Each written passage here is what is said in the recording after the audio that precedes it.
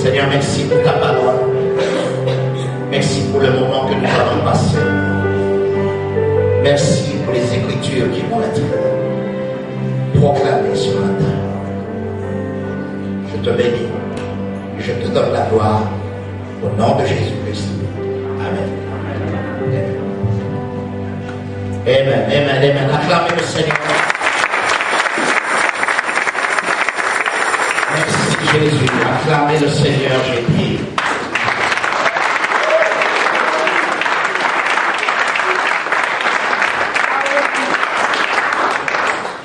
Non, j'ai dit acclamer le Seigneur.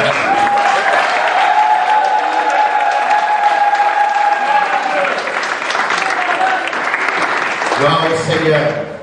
Hier soir, nous avons eu un moment formidable. Vraiment, ça a été un bon moment. Qui c'est qui était là hier soir? Levez les mains. Ok. Ça a été bon?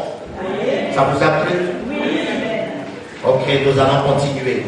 Prochain rendez-vous au mois de novembre avec encore un autre groupe qui va se rajouter à l'Impact Gospel et puis Art of Praise.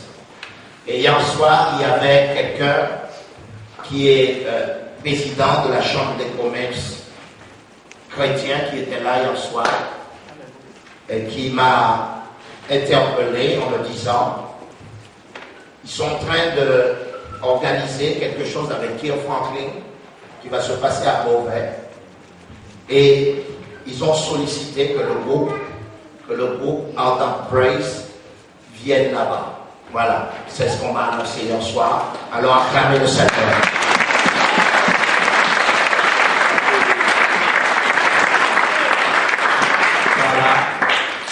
Nous avons dit que c'est l'année des choses impossibles qui deviennent possibles. Amen. Comment se fait-il que des gens aussi insignifiants que nous, on vienne nous dire aujourd'hui d'envoyer du monde pour assister? Ils ont loué un endroit où il y a 6000 places et ils voudraient que Art of Praise soit là. Alors, mes amis, si ce n'est pas Dieu qui fait des choses comme ça, qui c'est qui le fait? Amen. Amen. Est-ce que vous comprenez? Peut-être que certains ne savent pas qui c'est qui offre Franklin. Ils croient que c'est une marque de Coca-Cola. C'est pas un Coca-Cola. C'est pas un t-shirt. C'est un musicien connu dans le monde chrétien. Voilà. Alors, si vous ne savez pas, vous irez voir un peu sur les sites internet, voilà ce qui se passe et comment ça va se faire. Voilà, nous bénissons le Seigneur pour tout ce qu'il a fait. Voilà, béni soit le Seigneur. Ce matin, je sens un peu de lourdeur, j'ai senti un peu de lourdeur dans la louange, l'adoration. Mais écoutez-moi, je ne sais pas si moi je peux être lourd. Je sais que j'ai un certain poids, mais pour être lourd, je ne vais pas être lourd ce matin. Depuis jeudi soir, j'ai un message dans mon cœur et nous allons aller rapidement dans Matthieu chapitre 11 et nous allons un peu revoir ce dont nous avons parlé jeudi soir. Alléluia. Que chacun prenne sa Bible et nous allons, on m'a dit, pasteur, il faut que tu enseignes un peu plus. Alors, je crois que je vais m'impliquer à enseigner un peu plus des choses pratiques de la parole. Parce que je suis en train de me poser la question, pourquoi nous sommes chrétiens? Et que veut dire être chrétien? Aujourd'hui, ça n'a plus de signification. Parce que même quelqu'un qui coupe la tête de quelqu'un dit qu'il est chrétien. Et même, on a vu à la télévision des gens qui ont dit « Je suis homosexuel chrétien ». Alors que la Bible est contre ça. Alors, mes amis, moi, je ne suis pas là pour juger qui que ce soit, mais je veux dire ce que la Bible dit. Est-ce que quelqu'un m'entend ici? La Bible est claire. La parole de Dieu est claire. Et il n'y a pas de compromis que nous allons faire pour pouvoir réconforter nos vies et faire ce que nous voulons. Être chrétien, mes amis, requiert que nous soyons des gens très transparents et très clairs vis-à-vis du Seigneur.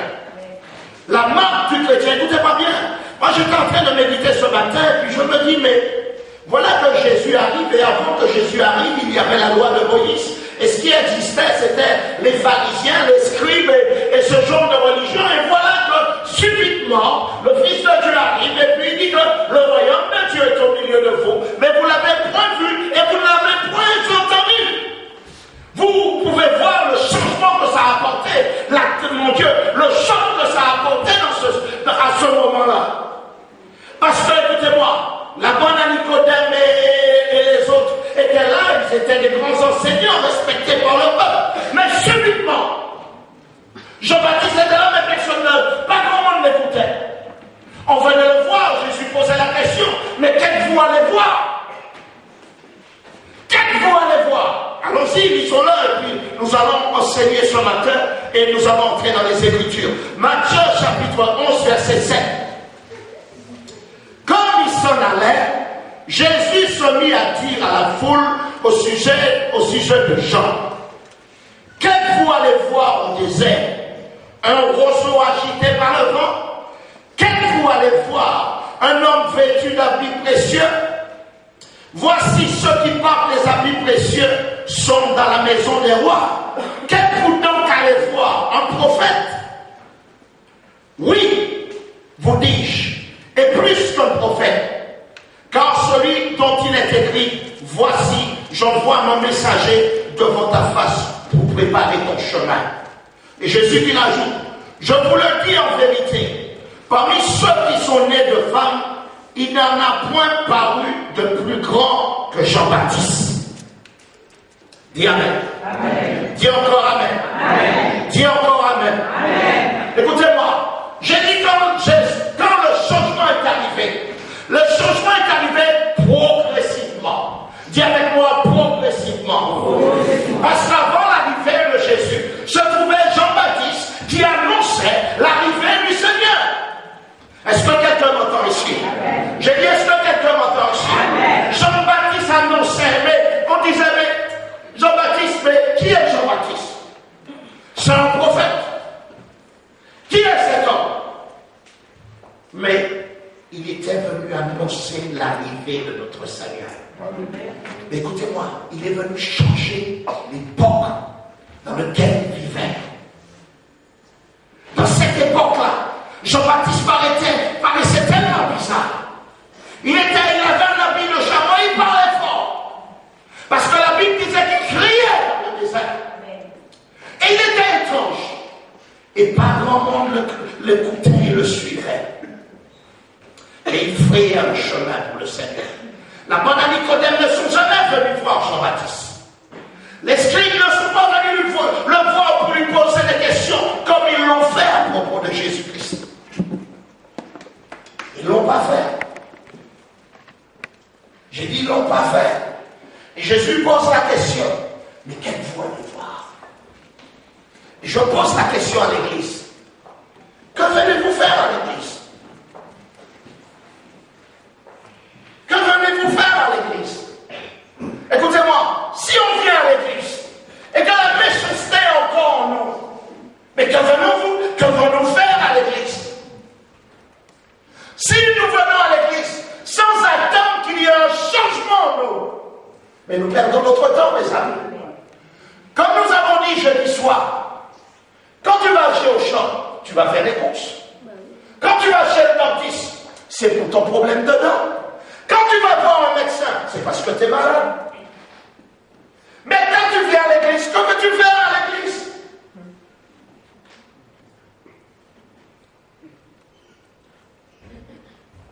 Que venons-nous faire à l'église, mes amis?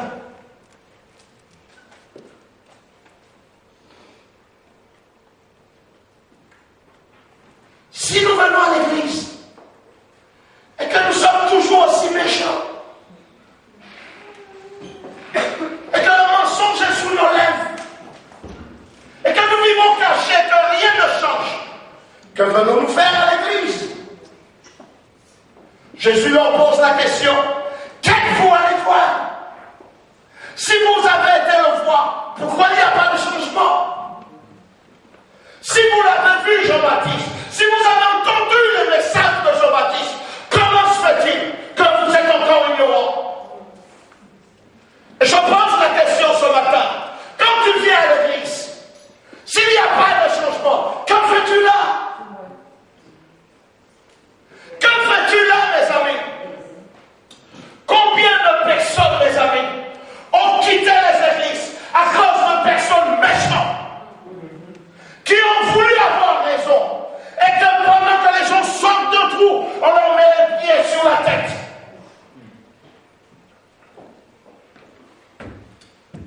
J'ai dit, Seigneur, je ne veux pas faire partie de ce groupe-là qui accuse, qui met les pieds sur la tête, qui écrase les gens. Mes amis, Jésus était assis à la table des publicains, avec ceux qui boivent et qui mangent. Les prostituées étaient assis. Jamais ne leur pointait du doigt. Il laissait l'amour du Père sortir à travers lui et pouvoir apporter le changement pour ces gens. Mais si l'Église vient et que l'Église accuse, l'Église va piller, mon Dieu, le royaume de Dieu et envoyer les gens en enfer. Qu'êtes-vous allez voir, mes amis? Qu'êtes-vous allez voir? Un roseau, un prophète, quelqu'un a vu avec des habits précieux? Non. Qu'êtes-vous allez voir? Qu'êtes-vous allez voir? Si je trouve dans l'église les mêmes personnes que je trouve chez Carrefour, que je vais avec mon chariot, je bute sous son chariot, et il commence à me dire toutes sortes de mots. Si le chrétien est comme ça, mais pourquoi vas-tu à l'église?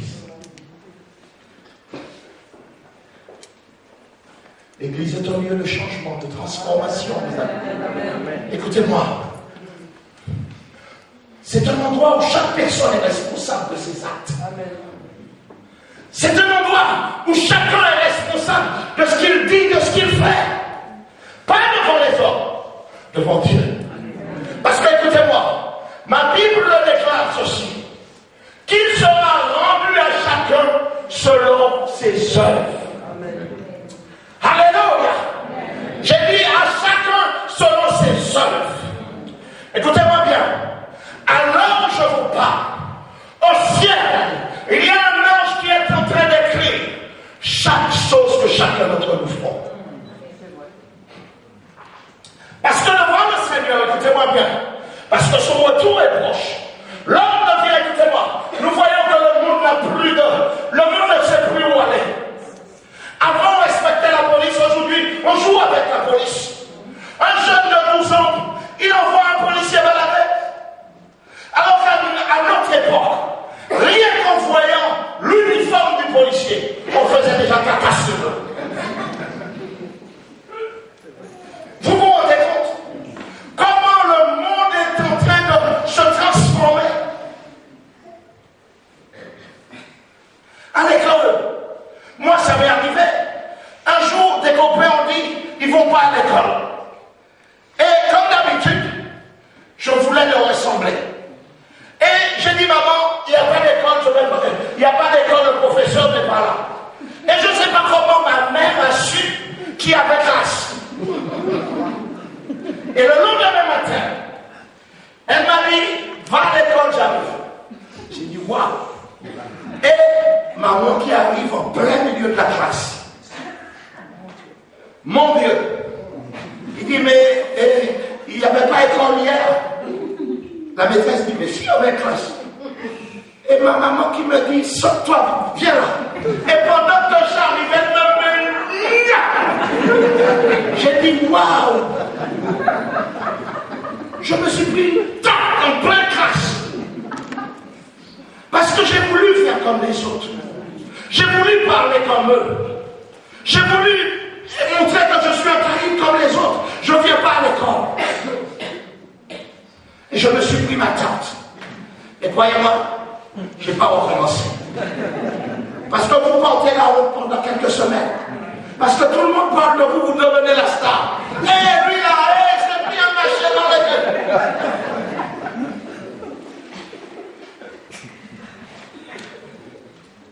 Et voilà à quoi nous revenons. Ne suivez pas pour suivre. Si tu viens à l'église, tu viens pour suivre Jésus. Je disais à quelqu'un hier, si je peux allumer une petite étincelle dans le cœur de quelqu'un pour qu'il puisse aimer le Seigneur, j'aurais fait mon travail. Est-ce que quelqu'un me comprend ici? J'ai dit, est-ce que quelqu'un me comprend ici?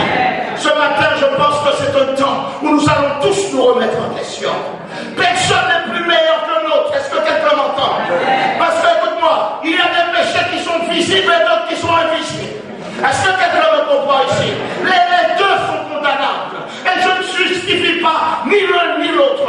Mais ce que je suis en train de dire, lorsque Jean-Baptiste est arrivé dans cette période, dans ce siècle-là, il a apporté un changement, il a apporté une différence, il a apporté une nouvelle façon de penser, mes amis. Et nous, qu'allons-nous faire? J'ai dit qu'allons-nous faire, mes amis? Est-ce que l'amour de Dieu se voit à travers nous? Est-ce que lorsque quelqu'un nous voit, il dit, mon Dieu, je vois quelque chose que je n'ai pas chez moi. Je vois quelque chose que je n'ai pas dans ma maison. J'ai rencontré quelqu'un, mais mon Dieu, qui me tend la main, qui m'encourage et qui me dit, viens, tu t'en sortiras. C'est ça l'église, mes amis. C'est ça l'église. Parce que, écoutez-moi bien, notre exemple, c'est Jésus. Comment se fait-il que Jésus n'ait pointé personne du doigt?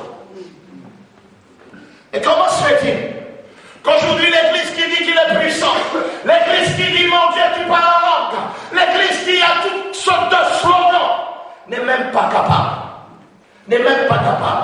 d'acheter un paquet de pâtes pour un chrétien qui n'a plus de quoi manger chez lui? C'est ça le christianisme. Écoutez-moi, les musulmans sont meilleurs. Ils sont au marché, distribuent de la nourriture, ils s'entraident. Écoutez-moi, jamais vous avez vu une mosquée se battre contre une autre mosquée.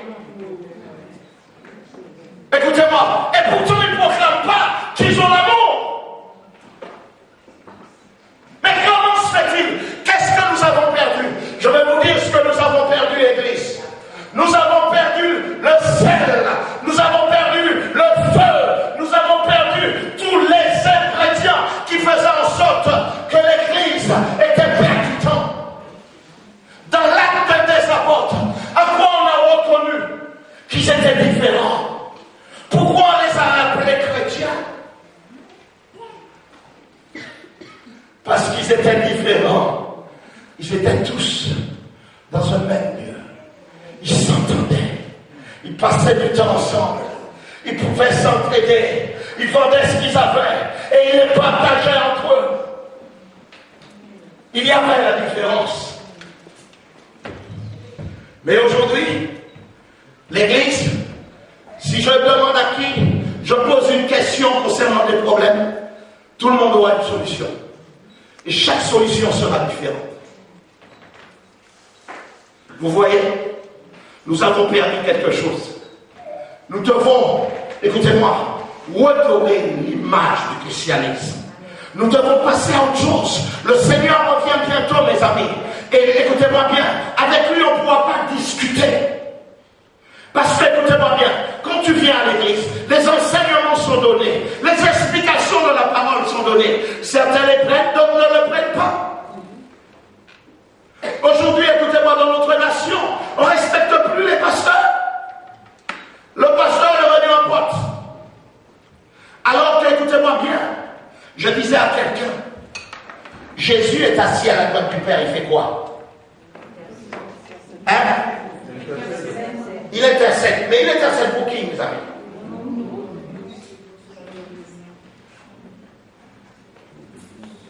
Il intercède pour qui? Premièrement, il intercède pour l'Église. Deuxièmement, il intercède pour ceux et celles qu'il a envoyés. Vous savez pourquoi?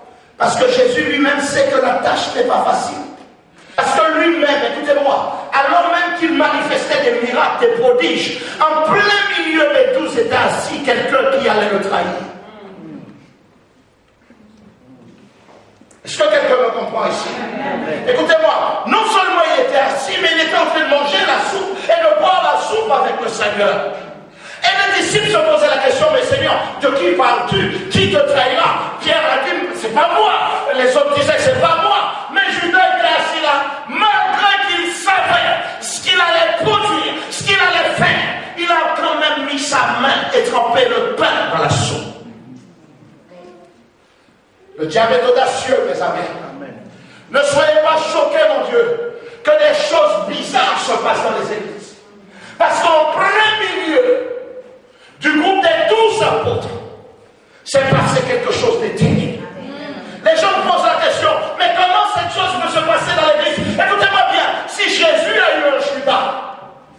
Pasteur Pierre, il va en Judas aussi.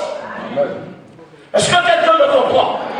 Et si Jésus a eu quelqu'un qui trempait les mains dans la soupe,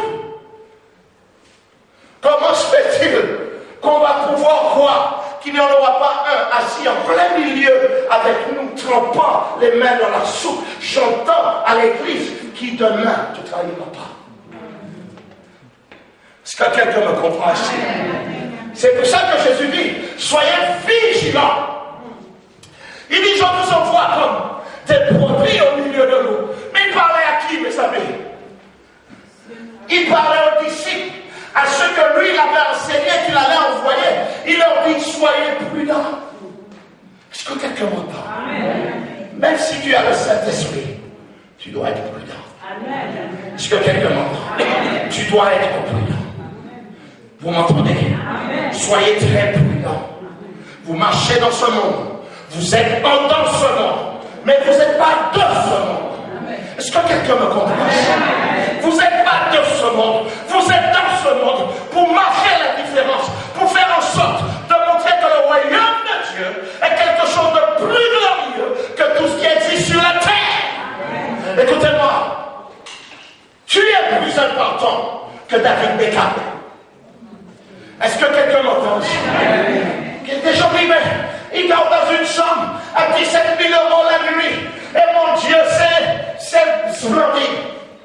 Qui dort dans sa chambre? Moi, je dors sur un lit. Et je n'envie pas David Beckham. Je vous dis, je n'envie pas.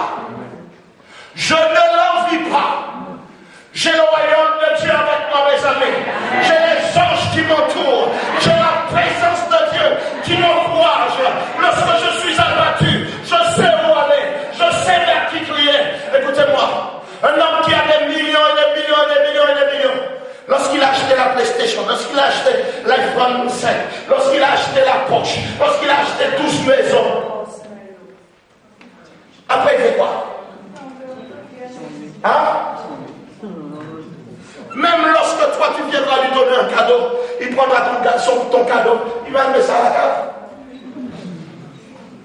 Parce que ça ne l'intéresse pas, il a tout. Est-ce que quelqu'un me comprend ici?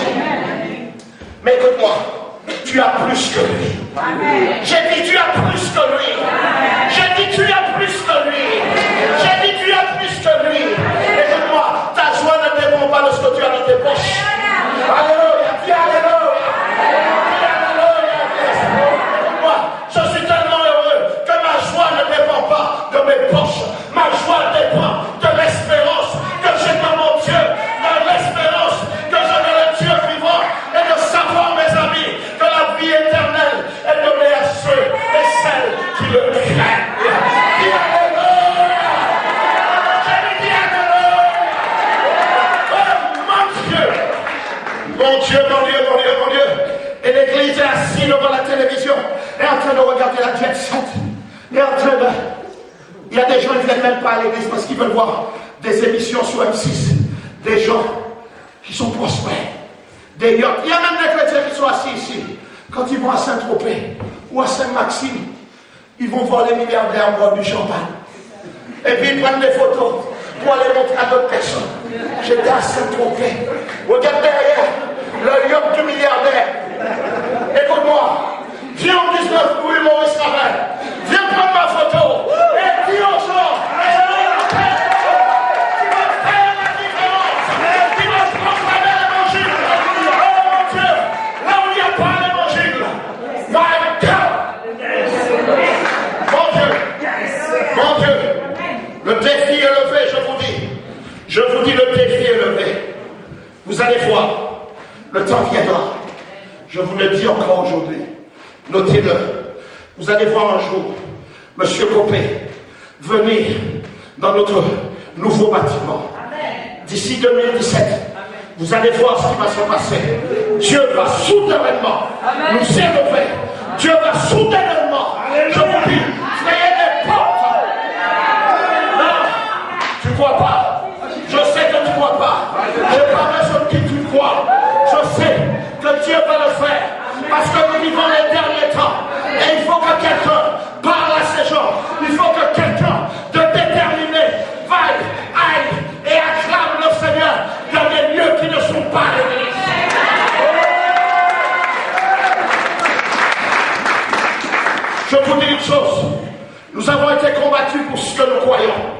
mais nous allons continuer. Amen. Je vous dis, nous allons continuer. Plus il y a de pression, plus Dieu sera avec toi. Amen. Est-ce que quelqu'un m'entend ici? Oh Église, mais l'une des choses, la Bible déclare, et malheureusement, l'Église est à côté. La Bible déclare que seulement ceux et celles qui connaissent leur Dieu, seulement ceux-là qui feront des grands exploits. Écoutez-moi, comment peux-tu passer des semaines sans parler au Créateur et penser que demain, il ouvre une porte pour toi? Écoute-moi, ce que tu reçois aujourd'hui, c'est la pluie. La pluie tombe sur la mafia, comme sur les prêtres et comme sur le pape. Le soleil se lève pour la mafia, comme il se lève pour les prédicateurs, les papes, les bonnes personnes et comme même les tueurs. Le soleil est une bonne chose. La pluie est aussi une bonne chose. Et il se lève sur tout le monde. Mais je vous dis une chose. La grâce abondante de Dieu ne se lève pas sur tout le monde. Est-ce que quelqu'un me comprend ici? J'ai dit, est-ce que quelqu'un me comprend ici? Les hommes peuvent dire tout ce qu'ils veulent sur la terre. Que Dieu n'existe pas, que ceci, que cela. Tu diras tout ce que tu veux. Tu as le droit de le dire. Mais tu ne changeras pas ce qui se passera après la mort. Tu ne changeras pas ce qui va se passer lorsque l'ange viendra te chercher. Tu ne sais pas quel ange ça va être. Parce que, écoute-moi bien, la mission de Satan aujourd'hui, c'est de faire en sorte que l'Église ne soit pas croue. Je vous le dis, la mission, écoutez-moi bien, dans le monde entier, l'Église est attaquée. Écoutez-moi bien. Et Satan utilise toujours les mêmes méthodes. Depuis le commencement. Il utilise toujours la même méthode. Parce que Satan n'a pas l'évolution, la capacité d'évoluer. Est-ce que quelqu'un me comprend ici?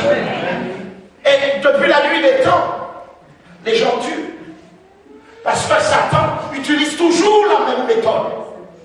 Et puis l'une des choses, il n'a pas la possibilité de se reproduire. Est-ce que quelqu'un me comprend? Satan ne peut pas se reproduire. Beaucoup de gens disent que Satan se trouve à tel endroit. Il ne peut pas être partout à la fois. Ce n'est pas vrai. Ces démons sont là. Mais lui, il n'y est pas. Je vais vous montrer à travers les Écritures. Écoutez-moi bien, Église. Ton combat n'est pas contre Satan. Parce que Jésus dit, je vous ai donné le pouvoir de chasser les démons. Alléluia. De chasser quoi? Les démons. Écoutez-moi. Dieu le Père n'a pas voulu se battre contre Satan. Parce qu'il dit, hey, je t'ai créé et moi aller me battre contre une créature que j'ai créée. Dieu dit, je ne me ramasse pas. Je ne me ramasse pas à ce niveau-là. Et c'est pour ça que Dieu a créé l'homme. Écoutez-moi bien. Il a créé l'homme à son image. Et Dieu dit, ce problème-là sur la terre, écoute-moi, c'est la mission que je donne à mon peuple. Mais le problème, le peuple n'a pas pris la mission. Le peuple a été séduit. C'est pour ça que je te dis, à chaque fois que tu utilises la haine, c'est un don de Satan. C'est un don de Satan. Écoutez-moi bien.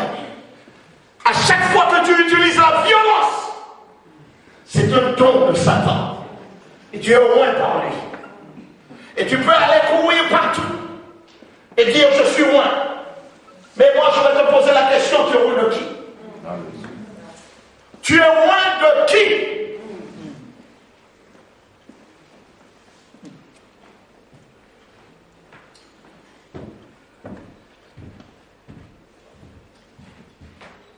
Il y a une mouche qui est passée au fond, là, je l'entends.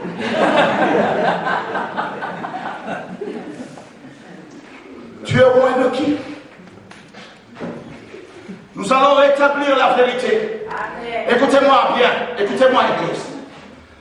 Je suis un petit pasteur qui croit que si Moïse est venu à marquer son temps avec un message, mon Dieu, fulgurant, aujourd'hui, écoutez-moi bien, ce n'est plus l'époque de Moïse. Parce qu'on va donner à Moïse. Si Moïse vient aujourd'hui, on lui donne la iPad. Il va dire c'est quoi ça? Est-ce que quelqu'un me comprend? Moïse a vécu dans son époque à lui. Est-ce que quelqu'un me comprend ici?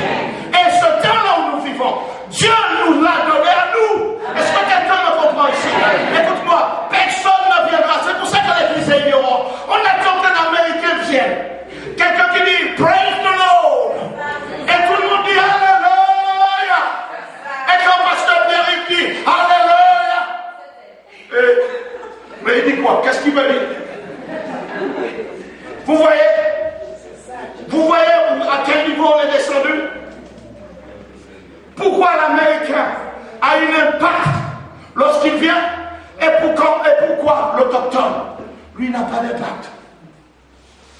Vous savez pourquoi? On aime ce qui vient d'ailleurs et on méprise ce qui est dans notre maison. Écoutez-moi bien. C'est pour ça, tu as un fauteuil chez toi, il est bon. Mais à chaque fois que tu passes dans un magasin, tu dis à ta femme, ce fauteuil-là, il est à la maison. Mais l'autre qui était là, qui t'a été pendant des années, l'autre qui était dans la maison, et qui est encore dans la maison, tu parles même pas de lui, tu veux déjà virer.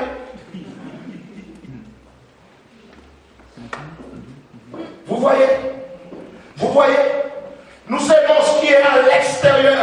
Lorsque quelqu'un d'autre vient dire, il connaît Dieu. Waouh, il connaît Dieu, lui. Oh mon Dieu, tu as entendu ce qu'il a dit, ce qu'il a vécu. Mais je suis là tous les dimanches en train de vous dire que je connais Dieu. Hey, je suis là tous les dimanches à te proclamer que Jésus-Christ est Seigneur, à te proclamer qu'un drogué comme moi et mon ami Jean-Marc, et la dernière fois j'étais tellement heureux, j'étais avec Jean-Marc en train de coller des affiches, et dans ma tête je me dis, mais je me souviens quand on redescendait la rue de Marseille, Jean-Marc et moi, lorsqu'on était habillés, Jean-Marc mettait toujours des boots qui faisaient toc toc toc toc toc. Écoutez-moi bien, des choses véridiques. On descendait la rue de Marseille tous les deux. On était drogués à 100%. Lorsqu'on passait, le silence était là. Tout le monde nous regardait passer. Silence. Total. Et puis, je regarde. 23 ans après, 24 ans après. On est à deux en train de coller des affiches. Je dis aux gens, venez à l'église. Venez à l'église. Venez à l'église. Alléluia. Dis alléluia. Dis alléluia. Mon Dieu. Je vous dis une chose. Vous ne saurez jamais ce que Dieu va être capable de faire avec quelqu'un. C'est pour ça que ne le méprisez pas. Vous savez, j'aime tout le monde. Si tu pêches volontairement, en bafouant les Écritures, je m'éloignerai de toi, ça c'est sûr. Mais si tu me dis, je veux me repentir, alors je te donne la main. Et je te dis, allons-y ensemble. Et nous allons faire quelque chose. Dieu va faire quelque chose. Vous comprenez ça? Est-ce que quelqu'un me comprend? Quelle langue qu'il faut que je parle ici? Il va falloir un traducteur avec la main, la langue des signes. Bon, maintenant je vais entrer dans mon message. Alléluia. Dis alléluia. On va commencer à prêcher. J'ai juste donné un ordre. Quelque chose pour vous décoincer. Parce que je vois les chrétiens, ils viennent à l'église, ils sont coincés. Mais quand ils sont à la maison, dans leur salle de bain, c'est...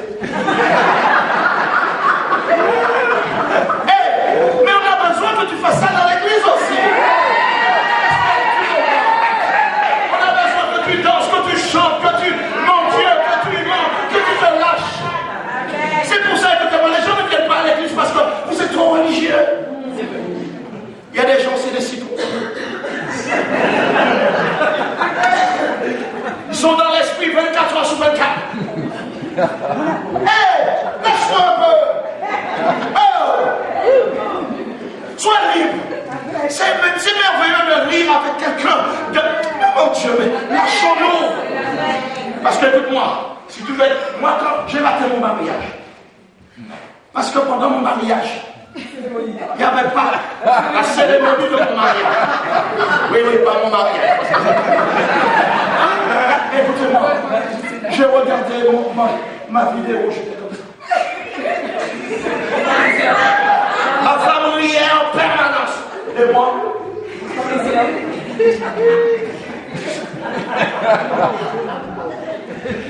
j'ai dit, waouh, ça aurait été maintenant, mon Dieu, personne n'allait m'arrêter.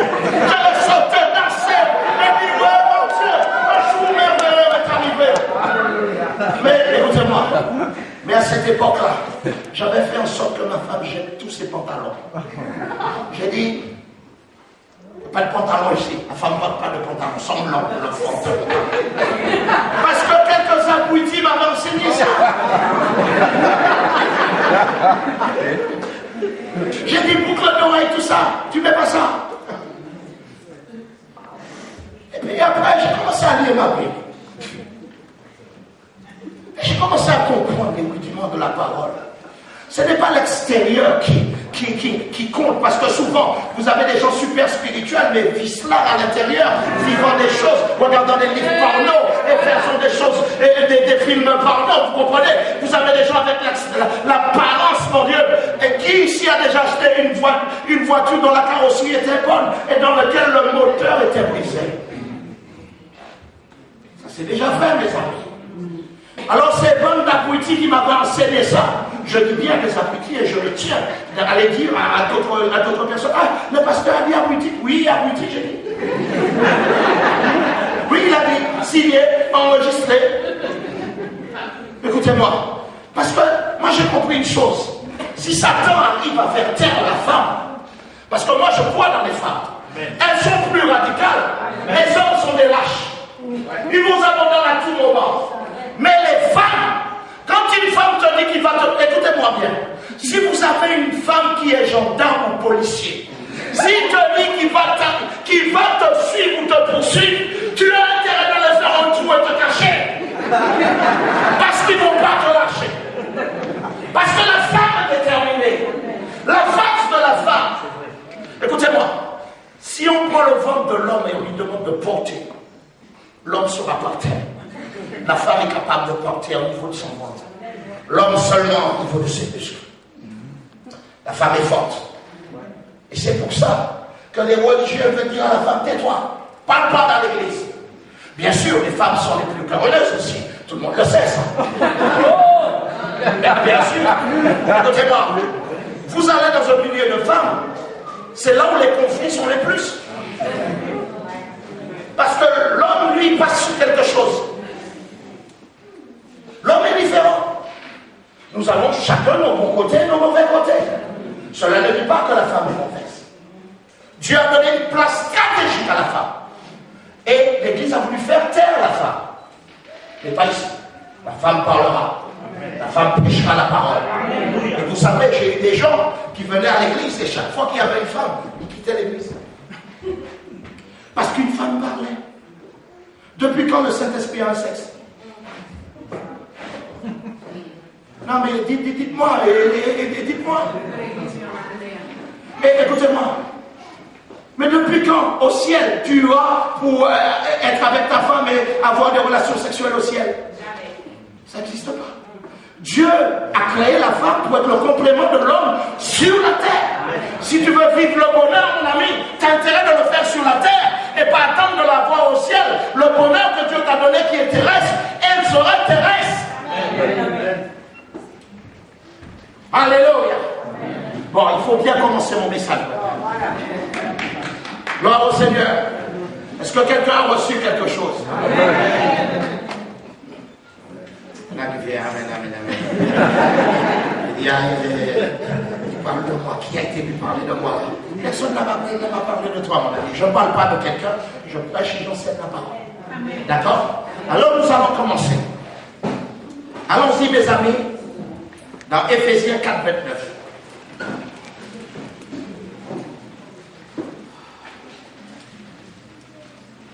Non, nous allons aller dans Matthieu 25 d'abord, verset 35.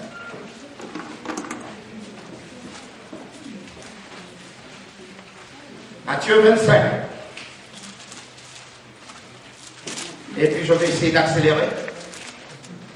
Alléluia. Alléluia. Amen. Matthieu 25, verset 35. Alléluia. Car j'ai eu faim et vous m'avez donné à manger. J'ai eu soif et vous m'avez donné à boire. J'étais étranger et vous m'avez recueilli. J'étais nu et vous m'avez vêtu. J'étais malade et vous m'avez visité. J'étais en prison et vous êtes venus me voir. Les justes lui répondront, Seigneur, quand avons-nous vu avoir faim et t'avons-nous donné à manger, ou avoir soif, ou t'avons-nous donné à boire? Quand avons-nous vu étranger et t'avons-nous recueilli? Ou nu et nous t'avons vêtu? ou en prison et nous sommes allés te voir. Et le roi leur répondra, je vous le dis en vérité, toutes les fois que vous avez fait ces choses à l'un de ces plus petits, à l'un des plus petits de mes frères, c'est à moi que vous l'avez fait. C'est à moi que vous l'avez fait.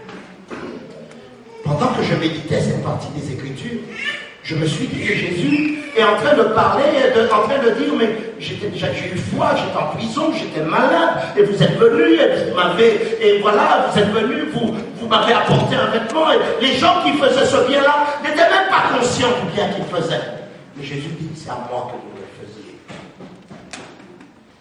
C'est-à-dire, lorsque je veux voir quelqu'un, lorsque je visite quelqu'un, lorsque je prends soin de quelqu'un, c'est à Jésus que nous le faisons. Écoutez-moi bien.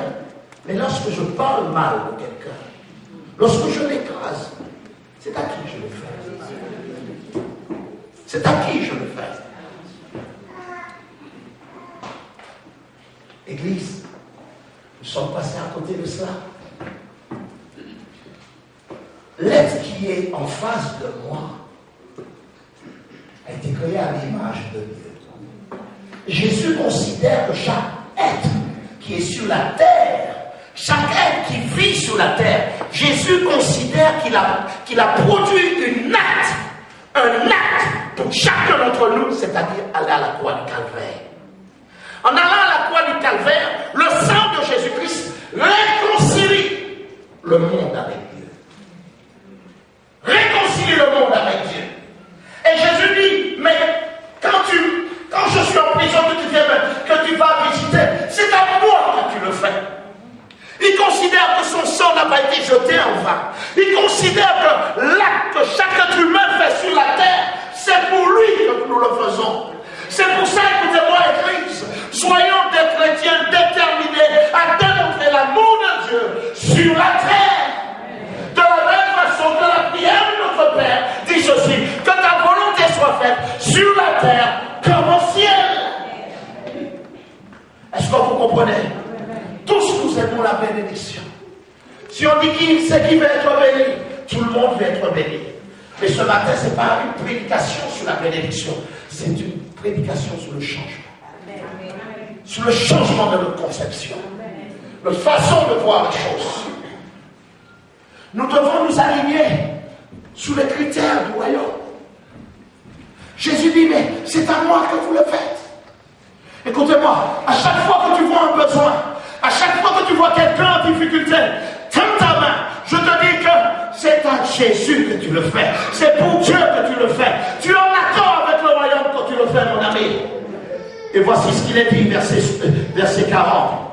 Et le roi leur répondit, je vous le dis en vérité, toute le fois que vous avez fait ces choses à l'un de ces plus petits de mes frères, c'est à moi que vous l'avez fait. C'est à moi. Il y a une deuxième partie pour ceux qui ne l'ont pas fait. Et nous allons le lire. Ensuite, il dira à ceux qui seront à sa gauche, parce que, écoutez-moi bien, si tu te trouves à la gauche du Seigneur, tu es en difficulté, je te le dis. Retirez-vous de moi, maudits. Allez dans le feu éternel qui a été préparé pour le diable et pour ses anges. Car j'ai eu faim et et vous ne m'avez pas donné à manger. J'ai eu soif et vous ne m'avez pas donné à boire. J'étais étranger et vous ne m'avez pas recueilli. J'étais nu et vous ne m'avez pas vêtu. J'étais malade et en prison et vous ne m'avez pas visité. Ils répondront aussi, Seigneur, quand avons-nous vu ayant faim, ou ayant soif, ou étranger, ou nu, ou malade, ou en prison, et ne t'avons-nous pas assisté? Il leur répondra, je vous le dis en vérité, toutes les fois que vous n'avez pas fait ces choses à l'un de plus petits, c'est à moi que vous ne l'avez pas faite. C'est à moi que vous ne l'avez pas fait. Jésus continue de s'engager, mes amis. Jésus n'est pas quelqu'un qui se cache, il s'engage. Il s'engage, mes amis, il s'engage. Il s'engage, il continue de s'engager. Allons-y dans Éphésiens 4, verset 29. Allons-y. Éphésiens 4, verset 29. Éphésiens 4, verset 29. Éphésiens 4, verset 29. Éphésiens 4, verset 29. Alléluia. Et nous allons plutôt commencer Nous allons lire une partie du verset 25. C'est pourquoi renoncez au mensonge et que chacun de vous parle selon la vérité à son prochain, car nous sommes membres les uns des autres. Si vous vous mettez en colère, ne péchez point, que le soleil ne se couche pas sur votre colère et ne donnez pas accès au diable. Que celui qui dérobait ne dérobe plus, mais plutôt qu'il travaille en faisant de ses mains ce qui est bien pour avoir de quoi donner à celui qui est dans le besoin. Qu'il ne sorte de votre bouche aucune parole, aucune parole, mais s'il y a lieu, quelques paroles, quelques bonnes paroles qui servent quoi? Et communiquent quoi? Une grâce. À qui? Alléluia. J'ai dit Alléluia. Qu'il ne sorte de votre bouche aucune parole. Je le répète, qu'il ne sorte de votre bouche aucune parole. Aucune parole mauvaise. Il y a des gens qui disent, ouais, mais moi, je dois le dire. Il attend.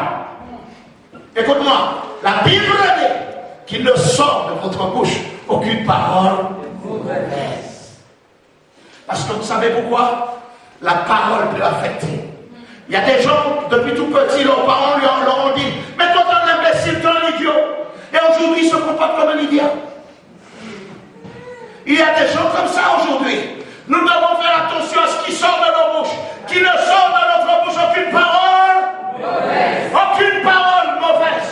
Encourage les gens avec des paroles qui, mon Dieu, lorsqu'ils entendent, va les encourager. Ne dis pas à ta femme, t'es un imbécile, t'es une idiote. Ne lui dis pas ça, parce que tu la rabaisses. Et elle va commencer à croire à la parole que tu dis. Parce que la parole que tu libères peut l'affecter. Est-ce que quelqu'un m'entend ici? Est-ce que je parle à quelqu'un ce matin? J'ai dit, est-ce que je parle à quelqu'un ce matin? L'Église est tellement habituée à dire ces genres de choses. Écoutez-moi bien. Nous sommes tellement habitués. Devant le pasteur, tout le monde a une parole tranquille. Devant le pasteur, tout le monde parle correctement. Dans la présence du pasteur, tout le monde dit des bonnes choses.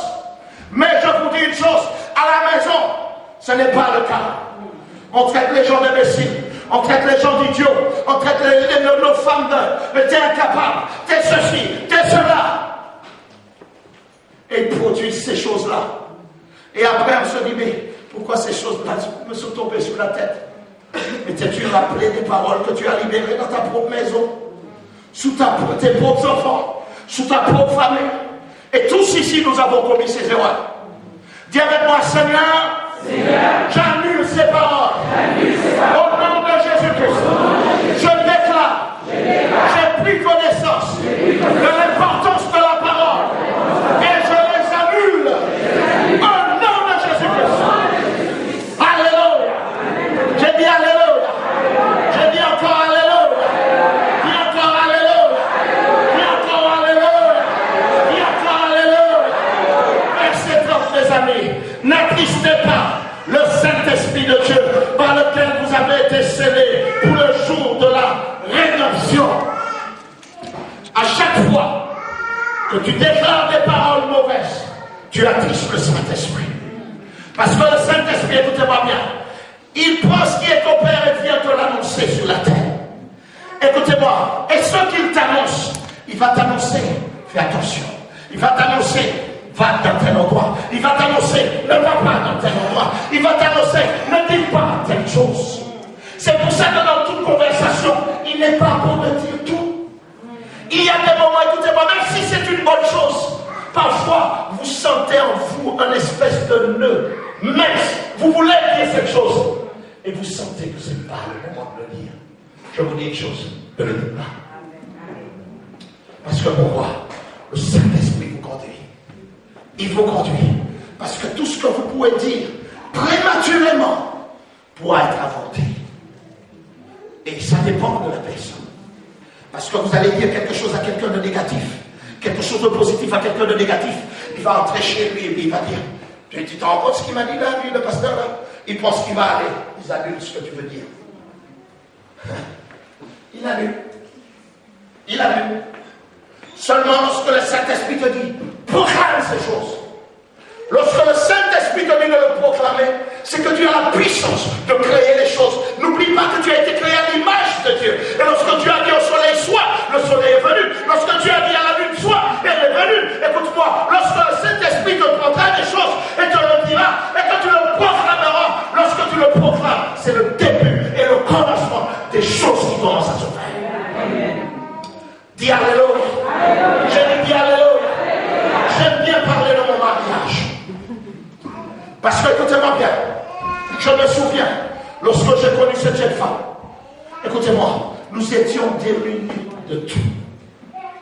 Je me souviens, j'avais un pantalon jean, une veste jean. Je n'avais pas grand-chose. Mais écoutez-moi, j'ai compris une chose. C'est que lorsque nous nous sommes tenus dans ce salon et que nous avons invoqué Dieu, j'ai vu les choses venir l'un après l'autre. Je les ai vues de mes yeux. J'ai vu, je vous ai dit, j'ai vu la bénédiction venir dans ma vie. Même une femme est venue, elle a dit à mon épouse, on a vu comment Dieu vous a béni. On a vu comment Dieu a commencé mon Dieu, à vous prendre de nulle part et de bâtir quelque chose avec votre vie. Je vous dis une chose, proclamez ce que Dieu proclame. Est-ce que quelqu'un m'entend ici? Je dis, est-ce que quelqu'un m'entend ici? Proclamez ce que Dieu dit de vous.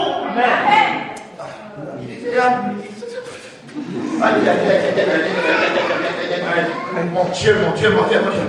Dieu parle de toi. Dieu a une idée à propos de toi. Dieu pense quelque chose de différent à propos de toi. Tu vas dire là. Mais mon Dieu, mais saisis les choses. Prends l'aide du Seigneur. C'est de moi que tu parles. C'est de moi que tu parles. C'est pour ça, écoutez-moi. Les gens négatifs, ils n'aiment pas les gens qui parlent positivement. Parce que quand quelqu'un parle positivement, il est toujours pris pour un prétentieux. Est-ce que quelqu'un le comprend? Moi, je suis pris, je sais. Les gens, première chose, quand ils me voient ou qu'ils m'entendent parler, ils me prennent pour un prétentieux. C'est normal. Je ne parle pas comme tout le monde. Vous connaissez l'histoire de l'aigle? Le petit aigle qui est tombé du nid. Il est tombé du nid, mais Dieu merci. En tombant du nid, il est tombé du nid, mais près de chez le vétérinaire. Et qu'a fait le vétérinaire? Le vétérinaire avait quelques poules. Et il a mis l'aigle avec les poules. Et l'aigle, il tout petit, il marchait avec les autres poules. Il se prenait pour une poule. Il picorait. Et il était par terre et il picorait. Et un bon jour en condition, il se dit, mais je sens en moi une autre capacité. L'aigle qui se dit ça, il se dit ça. Puisque le vétérinaire dit, bon, on va les lâcher. Parce que c'était un vétérinaire qui avait une ferme. Il dit, on va lâcher les poules. Et le vétérinaire lui-même avait oublié que c'était un aigle qui était tombé là, du nid. Et l'aigle sort et détend ses ailes. Les petits poussins sortent aussi et détendent leurs ailes. Et l'aigle sent en lui la capacité de faire autre chose. Et l'aigle, il regarde les autres petits poussins, il débat ses ailes. Les petits poussins le suivent, ils font aussi pareil. Et l'aigle prend de l'élan. Il prend de l'élan. Et puis il part. Et puis il constate qu'il peut aller encore dans d'autres hauteurs. Il constate qu'il peut encore monter. Il constate encore qu'il peut encore monter. Et puis, il était tellement étonné de voir qu'il était dans les hauteurs qu'il a regardé un peu et il dit, mais ils sont où les... Ils sont où? Et le poussin qui est par terre qui dit,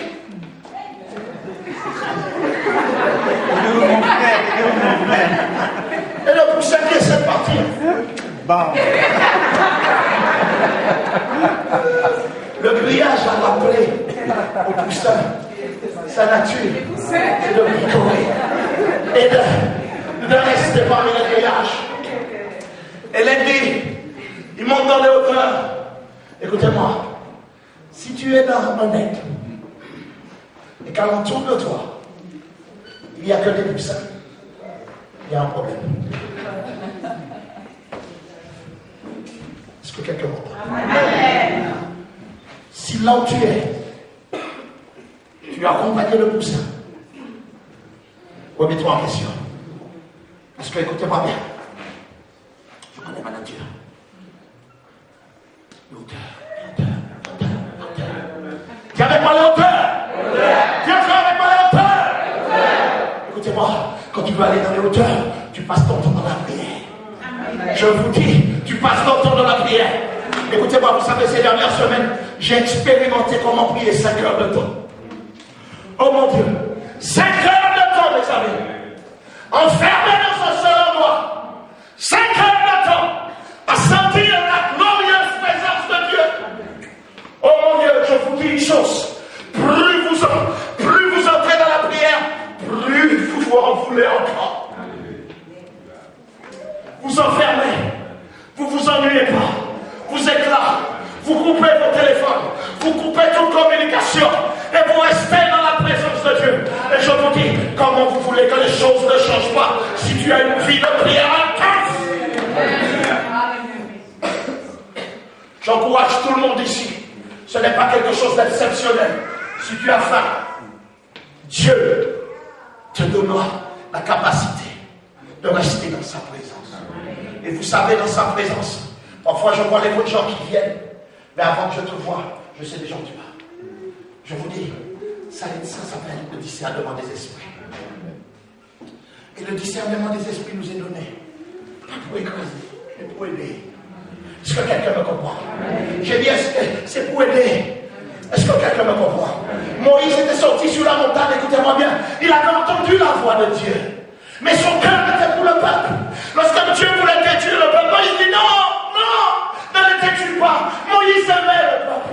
Est-ce que vous comprenez? Si les dons spirituels te sont donnés, ils te sont donnés pour aider l'Église, pour aider le peuple de Dieu, pour aider le royaume du Seigneur.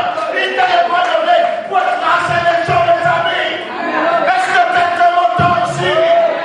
J'ai dit, est-ce que quelqu'un m'entend ici?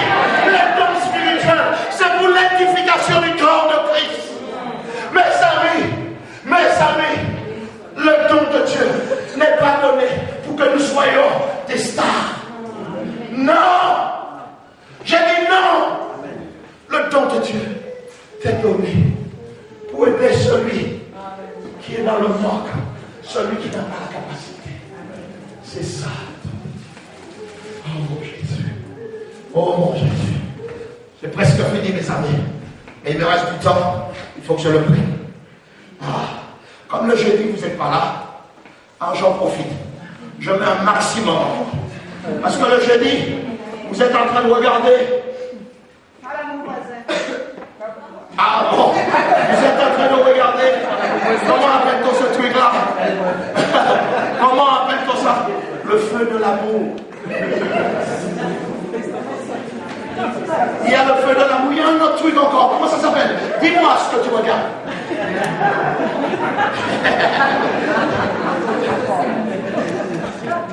Éphésiens 7:1. Alléluia. Dis alléluia. Dis alléluia. Éphésiens 5:1. Alléluia. L'apôtre dit ceci: devenez donc les imitateurs de Dieu. Encore. Devenez donc les imitateurs de Dieu. Encore, devenez donc les imitateurs de Dieu. Écoutez-moi, Genèse 1:27, il est dit que Dieu créa l'homme à son image. Et ici, il est dit, devenez des imitateurs de Dieu. Alléluia. Je vous dis une chose, mes amis, nous avons la capacité. Écoutez-moi bien, il y a là, mon Dieu, j'ai l'impression d'être dans un cimetière. Et ça me gêne un peu. Ah oui, parce que je veux entendre les gens. Est-ce qu'il y a un chrétien vivant ici qui dit ok, je suis au bon endroit. Je suis au bon endroit. Écoutez-moi, s'il vous plaît. Écoutez ce que je vais dire. Et rappelez-vous, nous avons enseigné sous Genèse chapitre 1er. Lorsque Dieu a pris la poussière de la terre, a formé l'homme, il a fait ça. Quand il a pris la poussière et qu'il a formé l'homme n'était pas vivant. Il n'était pas vivant. C'est virgule. Il y a une virgule derrière. Vous pouvez regarder Genèse chapitre 1:27. Écoutez-moi bien. Non, Genèse chapitre 2. Et regardez ce qui se passe. Tant que Dieu n'avait pas soufflé dans les narines de l'homme, parce que lorsque Dieu a soufflé en lui, la Bible déclare qu'il est devenu un être vivant. un être vivant. Et écoutez-moi encore, écoutez encore. Si Dieu avait fait l'homme à partir de son souffle, écoutez-moi, l'homme n'aurait pas pu rester sur la terre. Il aurait été au ciel. Dieu savait ce qu'il faisait. Alors Dieu a mis les deux parties en lui. C'est pour ça, écoutez-moi bien, tu marches sur la terre, mais Dieu te dit cherche les choses d'en haut. Parce que les choses d'en haut, écoutez-moi bien, peuvent être révélées parce que Dieu a soufflé le souffle de son esprit en toi. Écoutez-moi bien. Mais l'homme est devenu un peu bizarre parce qu'à chaque fois qu'il y a un mort, l'homme pleure, on pense que c'est la fin de toute chose. Mais ce n'est pas la fin de toute chose, c'est le commencement de toute chose. Amen. Parce que, écoutez-moi, Dieu n'a pas créé l'homme dans le but qu'il disparaisse. Il l'a créé avec un but. Il a soufflé son souffle en lui. Et cette partie est en toi. Mais comprends bien une chose. C'est pour ça que la partie charnelle, vous savez, la colère, la méchanceté, toute cette partie-là, est la partie charnelle qui est en toi. Mais c'est pour ça que tu dois la combattre. Parce qu'il y a une autre partie en toi, qui est la partie de l'esprit, qui vient du souffle qui t'a été donné. Parce que non seulement Dieu t'a donné son image, mais le souffle de son esprit en toi. C'est pour ça que lorsque Dieu appelle chacun d'entre nous, il reprend quoi? Le souffle. Est-ce que quelqu'un peut me comprendre ça? Et quand Dieu prend le souffle, qu'est-ce qui reste? La partie de la terre. Écoutez-moi bien. Oui, cadavre. Écoutez-moi bien. La partie de la terre qui fait partie de toi reste la terre. C'est pour ça qu'il a dit tu es né poussière et tu ne retourneras à la poussière. Mais écoutez encore, écoutez encore. Et voilà, Jésus, il arrive. Le tombeau veut le retourner. Pourtant, des milliers d'années avant, la terre recevait du monde. La terre a reçu mon grand-père, ma grand-mère, ton oncle, Louis XIV, Victor Hugo, Charles de Gaulle. La terre les a tous pris. Mais un beau jour, on dépose dans la terre le Christ le Sauveur. Et la terre dit, mais ça, j'ai jamais eu sauveur. Mais écoutez, la terre dit, mais qu'est-ce que vous m'avez fait? Non, mais il dit, mais vous avez fait quoi là? C'est quoi ça? Je n'ai jamais eu ça moi. Mais c'est quoi ça? Premier jour, la terre, il bouge. Deuxième jour, la terre dit. Le troisième jour, la terre dit. Ah! Il dit, ça c'est votre problème, gardez là. Il recrache Jésus, mais il ne recrache pas mort. Il ne recrache vivant.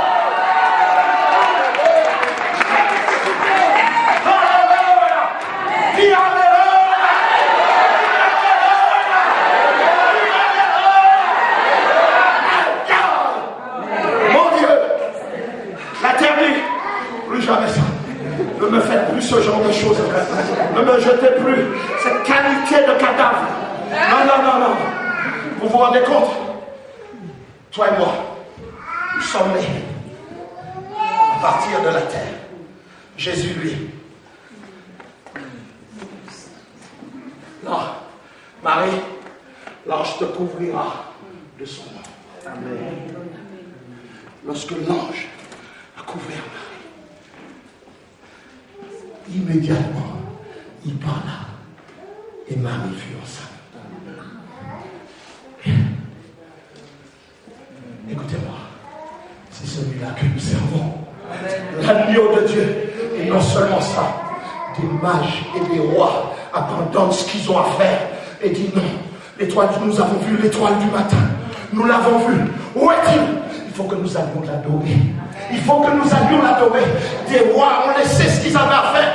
Écoute-moi, et toi, tu es chez toi le dimanche, tu es chez toi plusieurs jours, écoute-moi bien, et tu ne viens pas l'adorer, alors que des rois l'ont fait. Je te dis une chose, Église, si tu connais la valeur de l'Église, écoute-moi, tu viendras et tu te mettras dans l'Église, et tu te mettras dans les rangs, et tu avanceras, et tu verras, mon ami, que Christ revient pour son Église. Amen. Alléluia. J'ai dit Alléluia. Alléluia. J'ai dit Alléluia. J'ai dit Alléluia. Écoutez-moi bien. Tu connaîtras la valeur de l'Église lorsque le feu sera dans ta maison. Lorsque tu devras sortir, courir, chercher de l'aide, alors tu te rappelleras qu'il y a une église dans la ville. T'inquiète pas, je serai toujours là.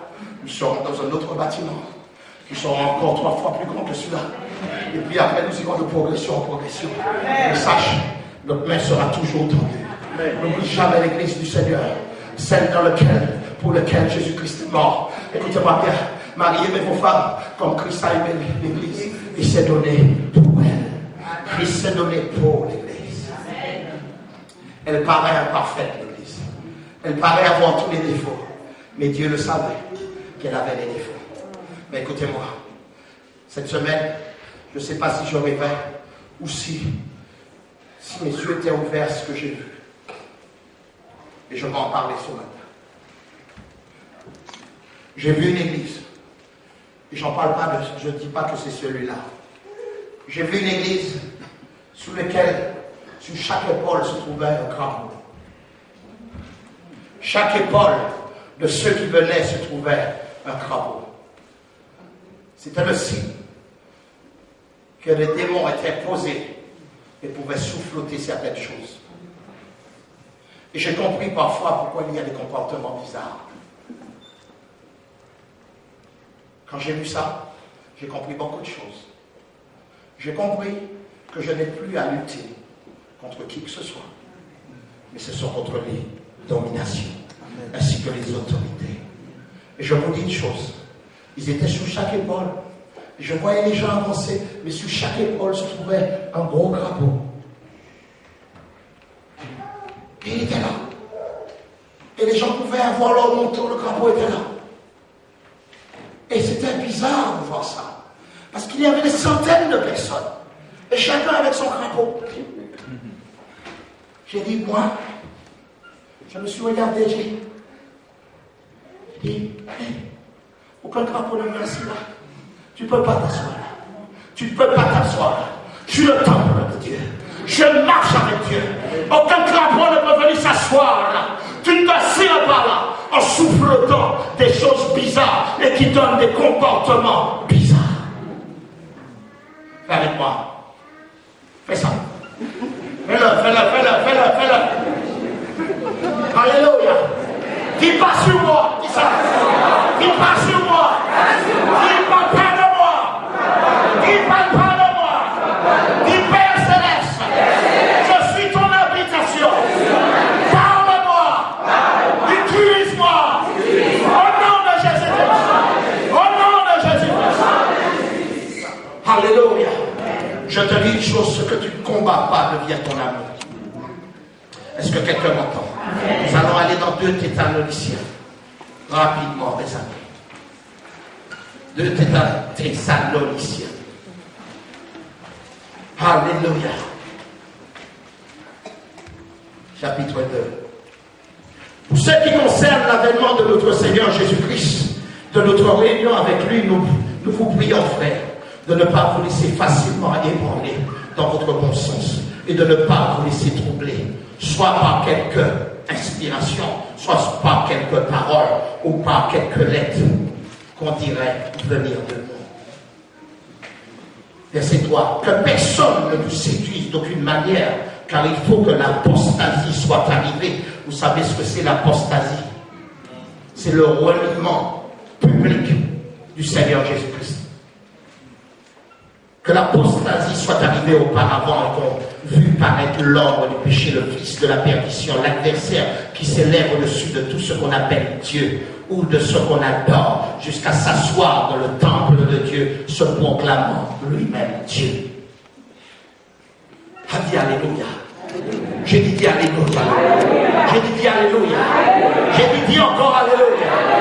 Je vous dis que l'apostasie, vous aurez des gens proclamés qui viendront et qui se proclameront Dieu et qui auront toujours une parole venant de Dieu. Mais c'est pour ça que Dieu demande à l'Église d'avoir du discernement et de savoir d'où est-ce que sa voix part. Alléluia. Parce que, écoutez-moi, quand l'Antichrist viendra, sa voix va ressembler à la voix de Dieu lui-même. Mais l'Église doit être préparée. C'est pour ça, mes amis, écoutez-moi bien, vous devez lire la parole, passer du temps avec Dieu. Parce que je vous dis, le temps de la séduction vient où on vous dira de croire en ce que Dieu ne proclame pas lui-même. C'est pour ça qu'on nous a imposé l'homosexualité. Est-ce que quelqu'un m'entend? On nous l'a imposé. Pourquoi n'ont-ils pas fait un référendum? Et il y a d'autres choses. Bientôt, chacun d'entre vous, vous allez avoir une puce. Une puce. Vous irez chez le médecin. On va vous mettre une puce. Et on vous saura tout ce que vous allez faire. On saura à quelle heure vous avez été aux toilettes. Qu'est-ce que vous avez fait? Caca ou pipi? Ils vont contrôler vos vies. Il y a un groupe d'hommes, écoutez-moi bien, qui se rassemblent. Qui se rassemblent. Et c'est pour ça que je vous dis une chose. Ce n'est pas les gouvernements qui gèrent le pays. Ce sont des économistes. Des hommes qui ont le pouvoir financier et qui donnent les directives à chaque pays.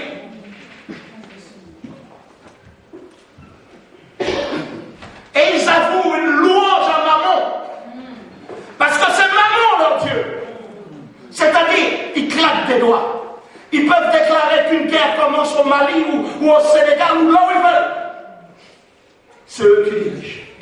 Comprenez bien, comment se fait-il que l'Afrique, l'un des continents les plus riches sur la terre, qui possède toutes sortes de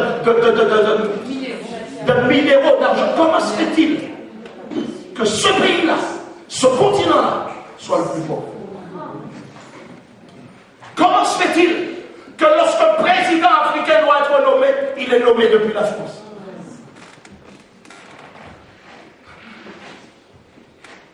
Vous avez vu? Ils ont pris le pouvoir. Mais je vous déclare que dans les 10 années qui viennent, écoutez-moi bien, l'un des continents qui va connaître un boom économique va être l'Afrique.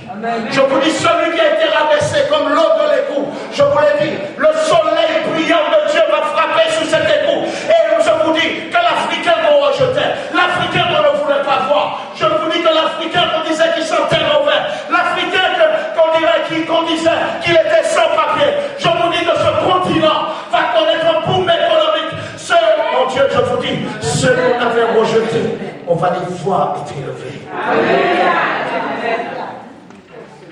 Parce que, écoutez-moi bien, Dieu n'a pas créé de race inférieure. L'homme a créé cela. L'Église l'a amplifié. Mais je vous dis une chose, Dieu établira toutes choses avant le retour du Seigneur. Et beaucoup de gens vont dire, mais comment cela va se passer? Qui allait penser que la Russie aurait été ce qu'il est?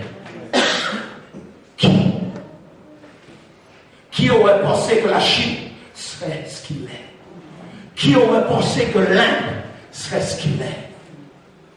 Les meilleurs informaticiens viennent de l'Inde aujourd'hui. Pays dit du diable. Quand Dieu prend les choses en contrôle, c'est pour ça que Dieu réveillez-vous. Il y a des places qui sont à prendre. Dans les municipalités, vous devez être des exemples, vous devez étudier.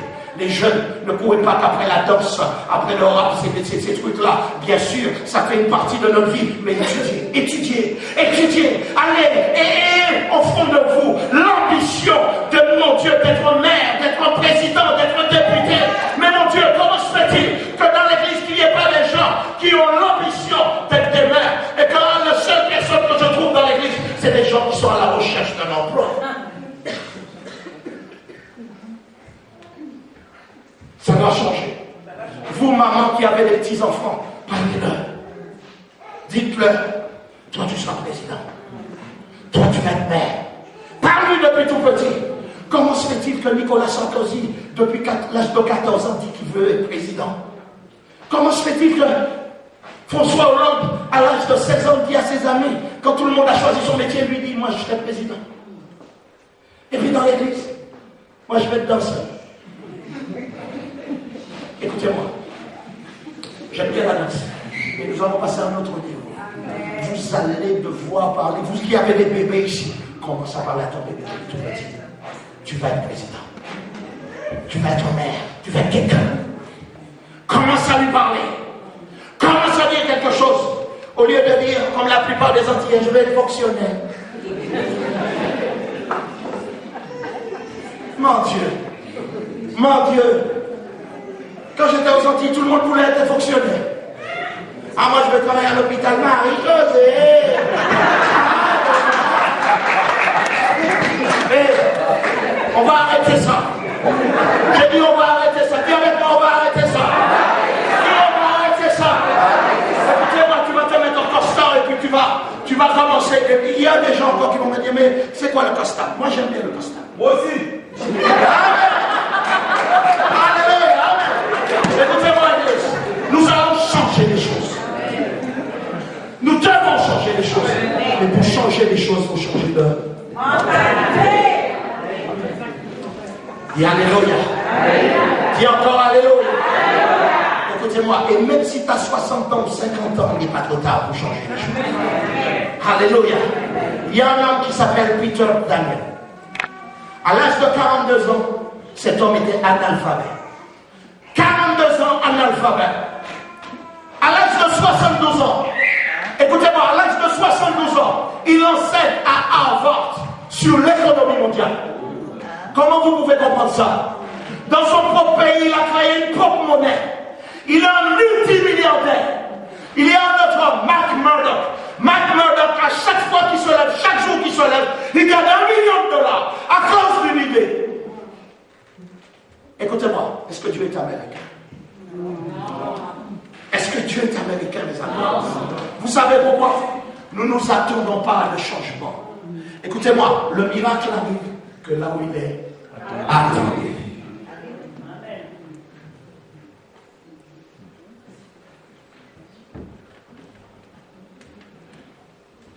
Je veux que cette église ait une école. Une école de leaders. C'est pour ça que je dis à ceux qui enseignent, ne vous découragez pas. Ne vous découragez pas. Ne méprisez pas les petits commencements. Dieu sait ce qu'il fait. Il va y avoir des écoles chrétiennes. Parce que moi, je ne veux pas que nos petits-enfants, mes petits-enfants n'iront pas dans une école où on va leur montrer 2 poissons mâles qui vivent ensemble. Non. Écoutez-moi, si nous ne réagissons pas, le monde agit, ils vont corrompre nos enfants. Est-ce que quelqu'un me comprend ça? Je ne sais pas, on va dire, on dit, plutôt à prêcher, enseigner la parole de Dieu. Je vous dis une chose, nous devons le faire. Si nous ne créons pas d'école, si nous ne créons pas d'avenir, je vous dis une chose. Albert et René vont venir chez nous et dire, je te montre mon... C'est Albert. C'est Joseph des Français. Non. Dis avec moi, je refuse. Dis-le, je refuse. Je touche ma génération. Je change ma génération. Je fais quelque chose. Au nom de Jésus-Christ. Alléluia. Écoutez-moi, vous qui avez ces désirs dans vos cœurs, mettez-vous à prier. Ces écoles vont naître. Ça doit naître. Je dis ça doit naître. Est-ce qu'on peut se lever, mes amis? Acclamez le Seigneur.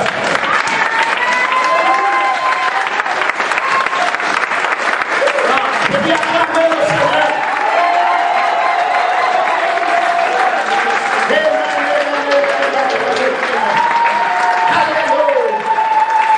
Alléluia. Pourquoi je dis cela, mes amis? Moïse est venu à marquer sa génération. Jean-Baptiste est venu à marquer sa génération. Paul est venu à marquer sa génération. Et toi, tu es venu, tu dois marquer ta génération. Alléluia. J'ai dit Alléluia. Dieu ne va pas nous faire revivre ce que Paul a vécu. Nous allons vivre ce que nous devons vivre pour ce siècle-là. Je vous dis une chose. Ils ont pensé à voir la société. Mais l'Église va se lever avec une nouvelle façon de penser. Dis Alléluia. Dis Alléluia. Dis avec moi, Seigneur, je suis prêt pour le changement. Je suis prêt pour la transformation. Dis avec moi, Seigneur, je crois à la parole. Je crois que je suis sur terre pour marquer ma génération.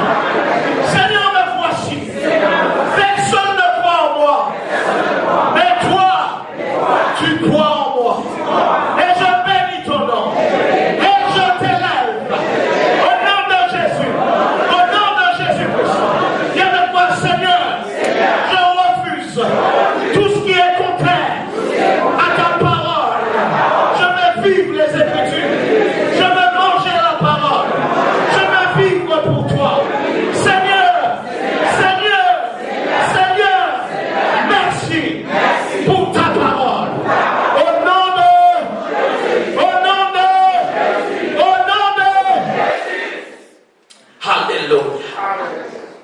J'ai dit Alléluia.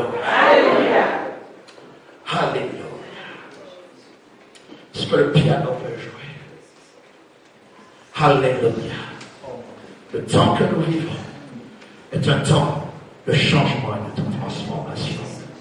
C'est pour ça qu'il ne sorte rien de mauvais de nos bouches, mes amis.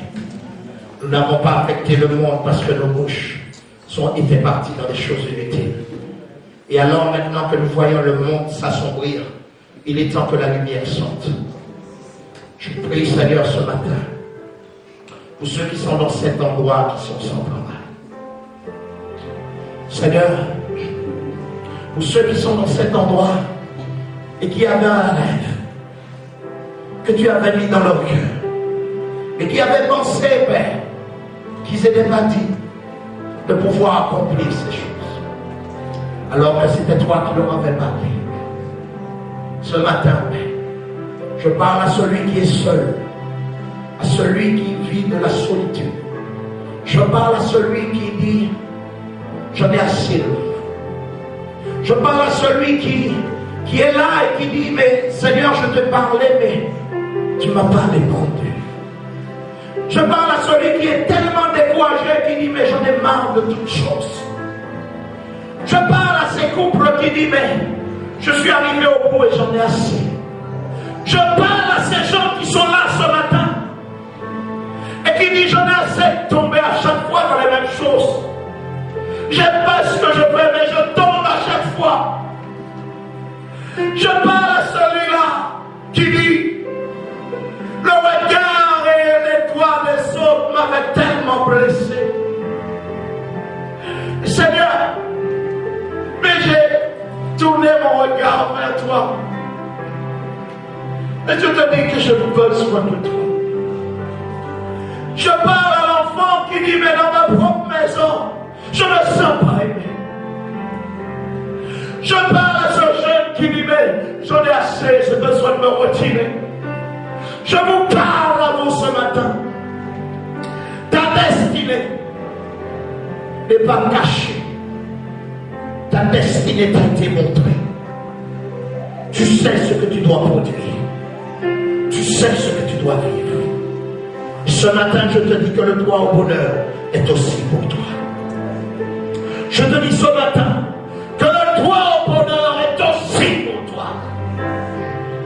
Satan, dans le nom puissant du Seigneur Jésus-Christ, celui qui revient bientôt pour te lier, celui qui vient arrêter tes actions sur la terre, c'est dans son nom que nous sommes là ce matin.